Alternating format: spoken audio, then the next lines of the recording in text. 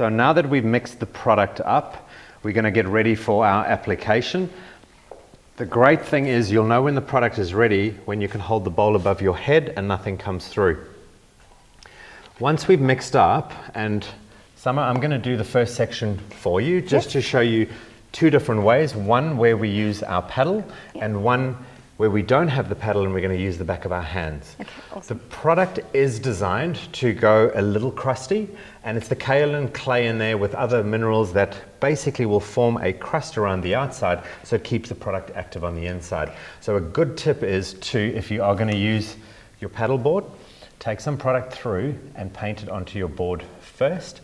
By doing that, it's going to enable us to get good saturation through the top and the bottom where we want to paint the hair. Alternatively, we're going to pop it onto the back of our hands and soften it up there, because remember, it may start forming a bit of a crust. That's okay, because that's what it's designed to do. Okay. So we're going to load our paddle up first, Yeah. and then I'll just get you to hold that one for me. We'll go through and we'll take our section. We're going to start in section 2 for you, because once we've worked that section down, we can then work our hairline back. Okay. Reason we'll do our hairline after we've done this is we don't want the hair to lie on our guest's face. So the first section that we're going to work with is our section 2. Now what we want to do in this here is start from the bottom and work our way up. I know that feels a little weird, but why we want to do that is when we're working on those lower sections, once we've painted it on, we can just let it lie down. So I'm just going to quickly swap sides with you. Yep, that's fine. Thanks, Summer. And what we'll do is, let's go in and take our first section out to start on. So you'll see you've got your entire section 2. We're literally going to take a section out through the bottom that we're going to work with. Again, always ensure clean sections.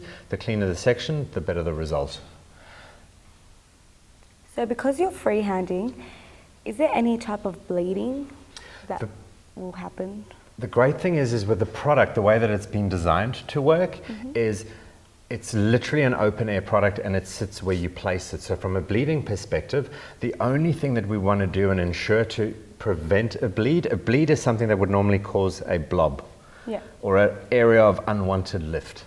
What we're going to do is, you'll see once we've got the paint powder on, we're going to use our pinky or the underside of our pointer finger, and we're going to smudge and diffuse that line through to create a very beautiful soft feel. Now the one key thing you want to find with this is tension. Always make sure that you've got incredible tension on the hair that you're painting, so that you've got something that resists where you're putting the paint. If the hair is too soft, you're going to battle to put the paint powder on. So always ensure that your client, and you can actually ask your client, Shelby, would you mind resisting as I pull? Thank you, Shelby. Put my feet on her so she doesn't move. And then what we're going to do is we're going to take our paint onto our brush. We've got a board that we're going to load up, and I'll grab that board from you. Now the great thing is you can hold your board there to start off with, so you can grab your powder, and then with tension on there, what you want to do is start getting that paint powder exactly where you want it. You can take it up as high as you want or as low as you want. What you want to ensure is every time you hit the hair that your brush is continuously moving. By making sure that it's moving, can you see there's no areas of blobs? Yeah. And what that's going to do is enable us to get a really soft, beautiful, lightening result. We're going to go in and we're going to take that side up a little bit more, and then go in and do the middle area for you. Once you've done this, take your pinky and rub. And what that's going to do is, you can see how it starts diffusing the area where you've applied the color, and that's just going to give us the most beautiful lift. It also helps push the product in and start activating the product. At this point, you can use the back of your paddle to put underneath the hair. If you need to grab tension, grab it with your thumb, and then start painting that through. Always make sure that with this product, there is a lot of saturation of product on the hair. And when you're finished, you can literally pull that down. Make sure you've got it exactly where you need it, and to keep it exactly smooth the whole way through. If there's any areas in there that you feel you need to go in and soften it out, you'll be good to go. And you can see we've got a very soft feel in here. I've gone in at this stage with a V, so I've got 2 points of light. The next piece we're going to take at an angle, and we're just going to bricklay Yep. the whole way up through the section. How do you feel about getting in? Awesome. I'm Perfect. excited. The one thing you'll notice with this service is it does become a little messy. So it is highly advisable to keep a damp towel with you to use as an eraser.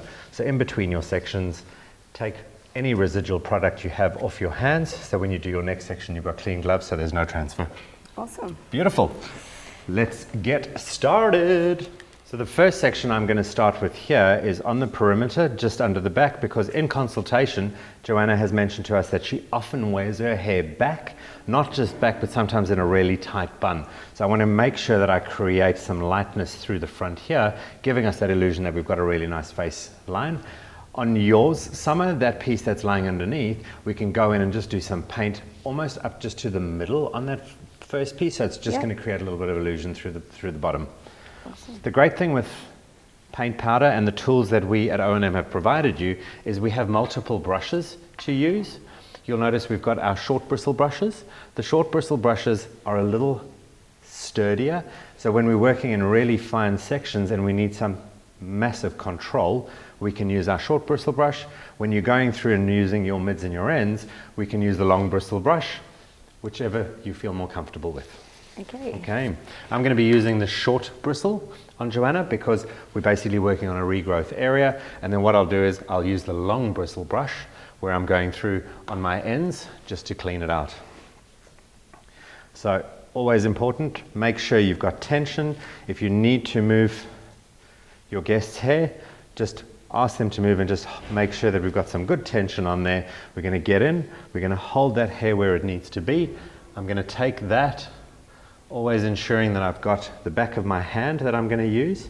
And what I'm going to do with that is I'm going to soften it on the back of my hand, making sure that the tip of my brush is not overloaded. If there's anything excess on the brush, try keep it as clean as possible. Get in, and then we're going to start placing our powder where we need it, just to break up that line. What I've done on this area is gone in with a 30 volume, because we just want to create that illusion of lightness around the hairline.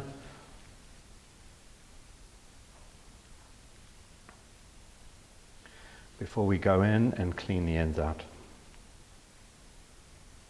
You can see how soft and diffused that line becomes to create the illusion of lightness around that hairline.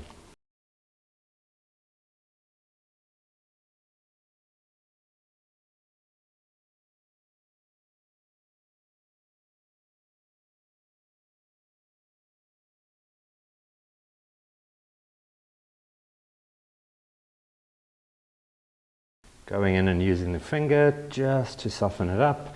Again, another thing that's really key is that towel that you've got. In the unlikely event that you do get a little bit of product in an area that you don't want it, by having that clean cloth with you, you can go in and gently remove the powder where you don't want it. We've gone in, we've diffused that line up. I feel like I still need a little bit more in this area. So I'm going to go in, and that's the great thing is you can go from a creative perspective here and place the powder exactly where you want it, and then go in and do what you need to do. We've broken that line up. We've got some powder underneath. I want to go in now and clean my ends out. This is where I'm going to go in and use my paint powder with a much softer activator. I'm going to go in, remembering on the back of my hand is my paint and 30. On the inside of my hand is my paint and 1.5. So I'm going to go through in these areas and saturate it through where I want it, bruise it up, and focus more so on the slightly warmer areas that I want to clean out, and go through and again just soften that product through so that we can clean out the areas exactly where we need. Dirty hands, clean towel, just remove so that you've got a clean set of hands to start off with the next section. How are you going, Summer? I think I did pretty great for my first time. Let's have a look-see. That looks amazing. Absolutely amazing. Into zone 2, I'm going to go in on a diagonal. I'm going to take a section out that I want to paint. I'm going to let that piece go. The great thing with paint is, as the name suggests, it's all about expression. So for me, freehand is, where is that hair naturally going to live? Do I want to lighten it? If you feel like you want to lighten it, lighten it. That's the great thing with paint. So for me, I'm going to take this piece, diagonal back just a little bit, make sure that I've got some good tension on that. Again, taking my powder, loading the back of my hand, and going in and placing the powder exactly where I want it to be. Always making sure that my brush is moving as it hits the hair. Once you've got your product where you want it to be, you can go in, use the back of your pinky and go in and blur those areas out.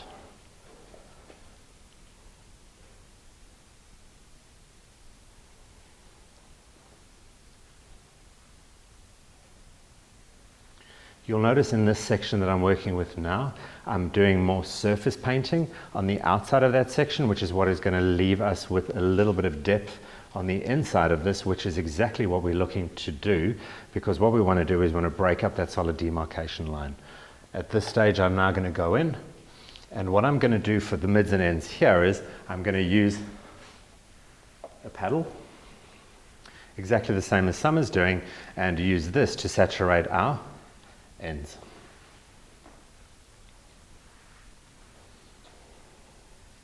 Load your brush up first to make sure you've got solid saturation through on both sides. Once your board is loaded up, you can put your hair on, get it through, and then make sure you've got it exactly where you need it to be. So when would you use this technique? This technique is generally for your clients that are looking for something super soft, super natural, with just, it's a great introduction to the world of color for your clients that are just looking for those really soft kind of feels in terms of giving you something without doing too much. And you'll notice it's a great alternative as well in terms of using foils. So again, just putting some really soft lightening work in here. And this is not going to take us too long at all. We're only going to be working in zones 1, 2, 3, and a little bit on 4 for you. And on Joanna, we're going to be working on all zones just to break up those back areas. A super hot tip and trick is sometimes when we go in, and Summer, I'd love for you to give a couple of these a go, is for clients that you want to do your very first time lightener on, leaving a couple of pieces out that create a low light is absolutely beautiful, because then we have that depth coming through from the root. And the easiest way to do that is, if you're working with your section, take the corners of your section out and just drop them away. Because you'll see now, if that was the piece that you were lightening, the piece that you've taken out, if your client's hair is natural like we've got with Shelby, that is going to become a low light that's going to fall down in between the pieces that you've lightened. So give that a go, and it's a great tip and trick to, again, do less work with more result. And can you use this method in between foils? You certainly can. Once you've got your foils in, you could literally go in, and the hair that's in between the foils, you could take that and do your balayage on those to create that illusion of lightness. That would almost be like tipping the hair out.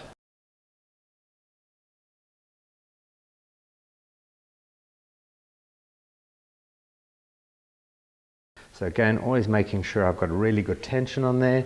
You'll notice on here I'm painting on both sides.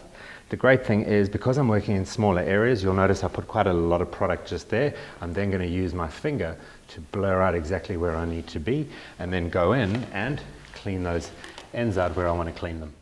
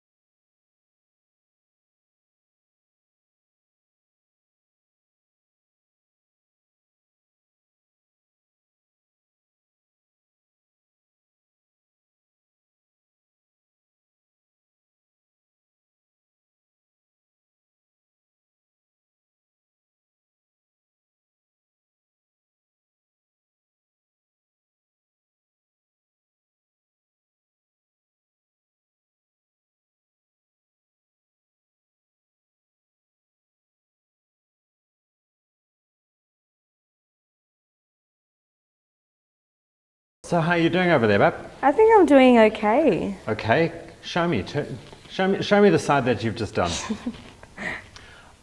Oh wow, that's a little bit more than okay. I'm going to get you to swap. I'll continue with Shelby, you can take over on Joanna. How does that sound? How do you feel? I think that sounds great. Nothing like being up for a challenge. Love it, you are absolutely nailing it. Keep going. Thank you.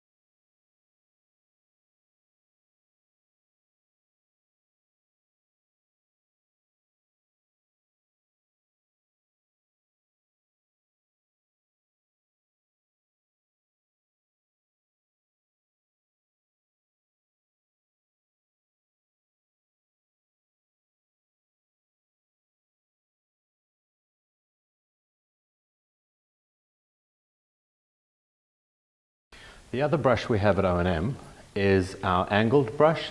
This brush works exceptionally well for a really fine detailed area, and especially where we're dealing with a regrowth area that we want to break up and move.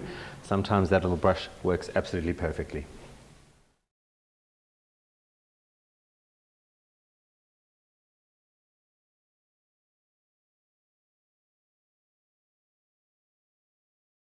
We see the beautiful lightning that's starting to happen through here, where we start breaking up that line, cleaning those ends out. The great thing is you'll notice the powder itself actually hardens and forms that crust on the outside, so it keeps it active on the inside. When you get to the stage and you've done your full processing time, if you wish to check that, just crumble it and it'll become quite powdery. You can actually see on the cape that there is a little bit of crust happening. That's a good thing because it's telling us that the powder is doing exactly what it needs to. Again, really nice detailed work around the hairline. I'm going to go in with my really short angled brush and place the color exactly where I want it to be to break up that solidness in the front and just give us that natural kind of highlight happening through the front area to just give us a bit of softness.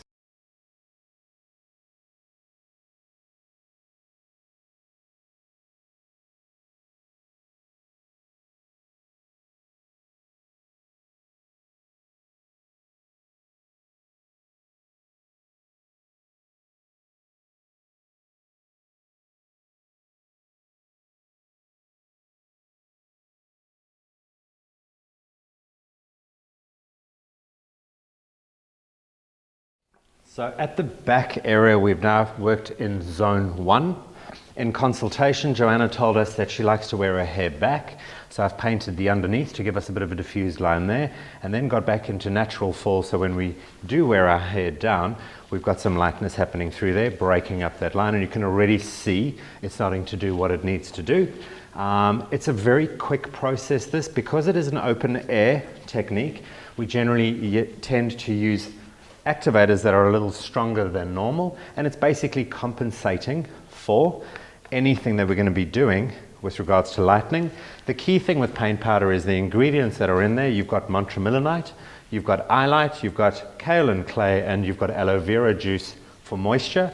Everything in there is designed about going in and protecting the hair, and we're going in with paint powder and 30, and those ends are pretty light already. So the 1.5 on the ends is just there to clean them out, and you'll notice in certain areas I'm not taking it right through to the end because we'll do that with the toner.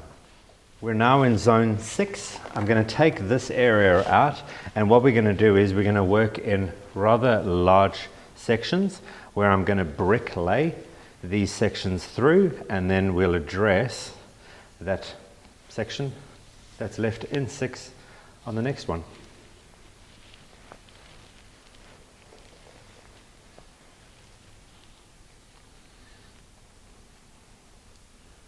Remembering again the visual, if the hair is going back, it's already rather soft there for me. There is where I need to be working, so that is exactly where I'll go in and do my work.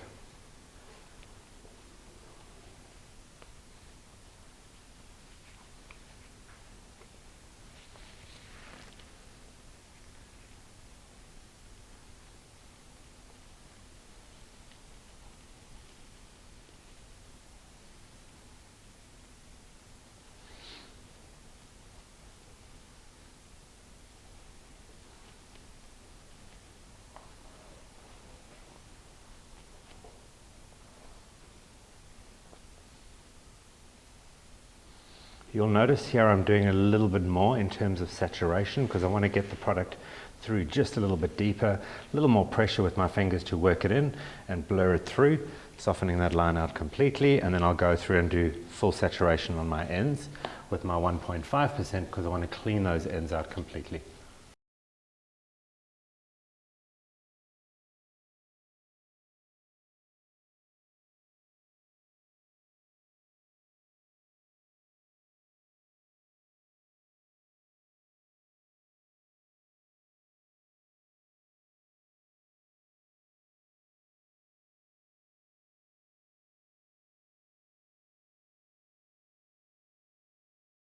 I've just noticed in that area when I was working with it, when I let the hair go, there was a little area over there that popped for me. So all I've done is I've isolated that area out. And what I mean by popped is, can you see where that piece goes down? That hair's naturally going to fall. There's that little bit that sticks out there. Nothing stopping us going in and taking that little piece. Remember, it's all about free hand. So taking that piece, letting that fall where it needs to live, then going in and taking those pieces out and just going in and carrying on working. It's all about creative expression, this product, and you can go in and just paint exactly where it is that you need to, create those illusions of lightness. Always remember going in with the back of your finger and softening that line out and then cleaning those ends through. Looks like you're absolutely killing it there, Summer. Can you spin Shelby just a little bit around so that I can see what Just you're doing? This way. Yeah, now go, you're working around the hairline? Yes, I'm trying to lighten up her hairline. Perfect. From what I can see from this side, you're doing really, really beautiful, gentle strokes, creating a really nice, soft, diffused feel in that hairline, creating those really soft, gentle, lightened areas that looks like Shelby's been kissed by the sun. And I think it's really important when you do that kind of result, especially on a client that's looking for a first-time color that may be nervous like Shelby was. Yeah. It's absolutely essential that you go in and do the exact strokes that you're doing there to try and keep that softness around those areas, giving you the ability to create little pops of color around the face without looking too harsh. Definitely. Keep up the good work. Thank you. How do you think I'm going over here? I think you're doing great. Thank you. Are you having fun? That's the most important thing. It's actually very fun to do. It's such a great product because as a creative colorist or a creative person, you want to get in and be able to literally have some fun in the world of color, and this product definitely gives you that ability to do exactly that.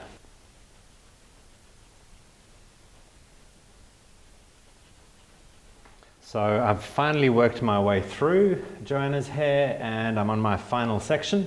So the great thing is we can see we've managed to break that line up completely. And Joanna, if you just tilt your head a little bit further back, you can see we've got some great points of light happening on the top of the head with some darker pieces in between. And that's just going to give us a really soft diffused feel, because when we go in and we create a bit of a root shadow, it's going to give us a really soft dimensional feel, but it's not going to feel like that block lighten, and it's going to bring those lighter pieces up closer to the top and the darker pieces a little bit further down, giving us a really nice diffused regrowth, which is what Joanna was loving.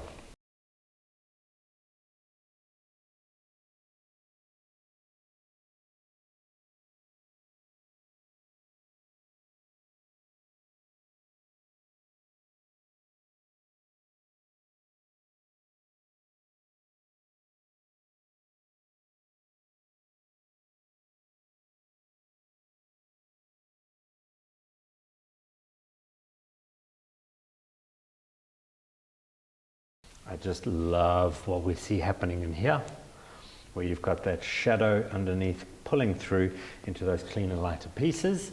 And I'm just going to slowly spin Joanna around so we can see how it's processing on the side.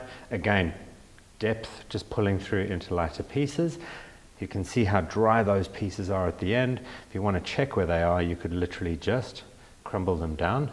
You can see how nice and clean those ends are. We're going to sit and let you process. Let's have a look. How did Shelby go? Look, I think I did pretty well for my first go. You did exceptionally well. What was your biggest learning? Feathering, of course, and smudging and blending it in with the root color.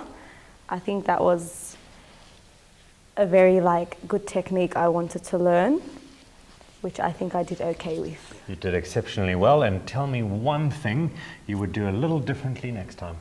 The face framing and the hairline, I think I would work more on that, only because I didn't know how to position myself in doing the hairline and the face framing, but that's what I would work with. Perfect. And one other thing I wanted to touch on for you, and I'm really glad you brought that up, is that face framing side of things. You mentioned a little earlier, is there any opportunity of using this product with foils?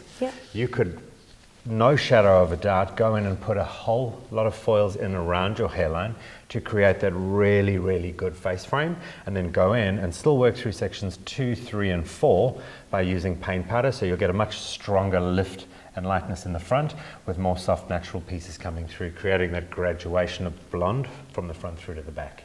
That's great. Cannot wait to see what we look like with Shelby, and we shan't be long before Joanna is ready. Thank you.